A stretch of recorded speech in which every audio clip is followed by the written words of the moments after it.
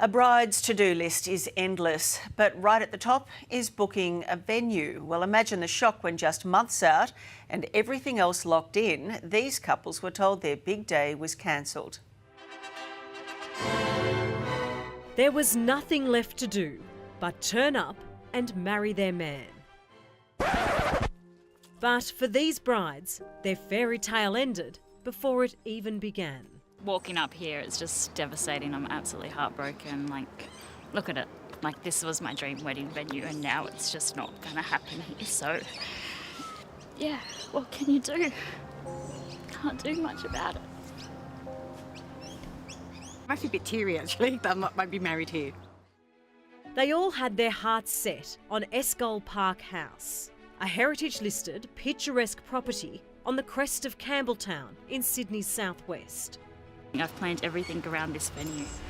The elegance, the class, everything is based on this house. Picking a wedding venue is one of the first things you do when planning your big day. It's not the thing you expect to fall through at the last minute. For almost 3 decades, Escole Park House has hosted thousands of brides and their grooms.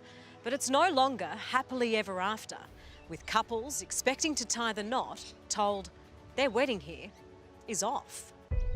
Devastated. Like, that was our dream venue. We've been looking at it for years. Charlene and Brad booked the venue in May last year, some 18 months out from their wedding day. I had 100% confidence that my wedding day was going to be absolutely perfect.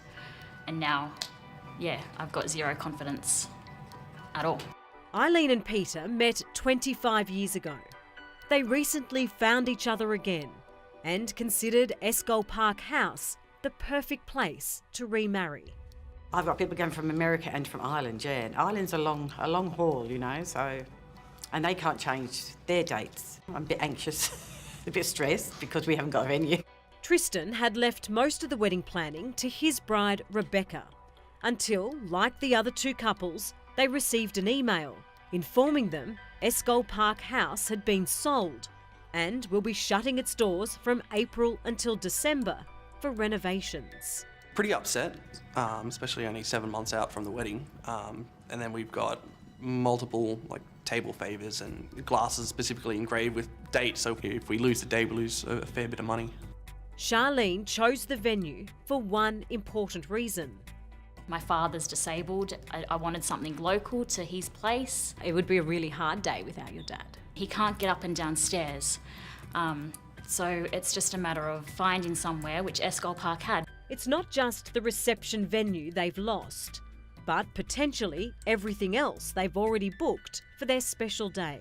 She made a lot of phone calls yesterday to family members and friends and said, look, what's the chances of you adjusting the date, and on the off chance that we need to move everything? They should have just honoured the weddings, closed it down and then started fresh, and everything would have been fine.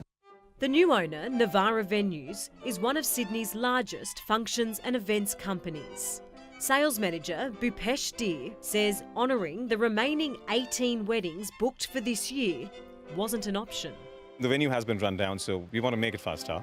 And we want to deliver the best weddings and best events for our guests. The guests who had booked their events in this duration, we've offered them options.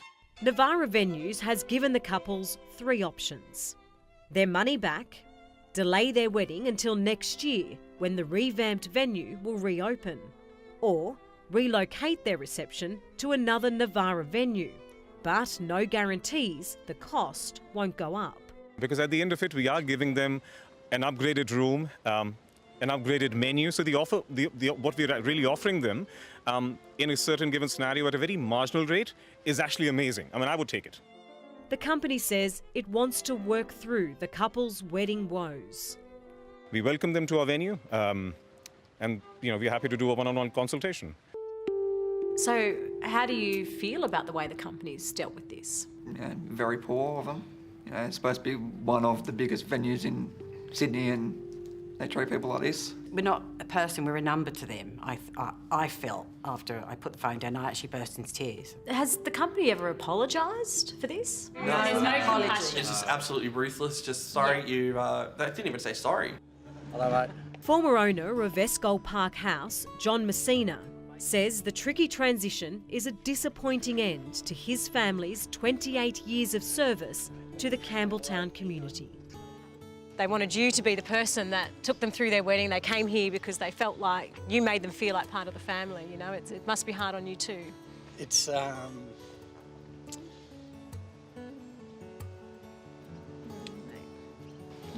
we love what we do. We love looking after people, you know, and you know, it's disappointing that we don't get to do their weddings. You know, we're a little bit upset with that. Well, let's hope that these guys get the wedding that they deserve, hey? I will do everything I can to help them achieve that. Still, I will still try and help them try to do whatever I can for them. Two of those couples have been promised a full refund from Navara Venues. Eileen and Peter are still working through their options. You can read the full statement from Navara on our website.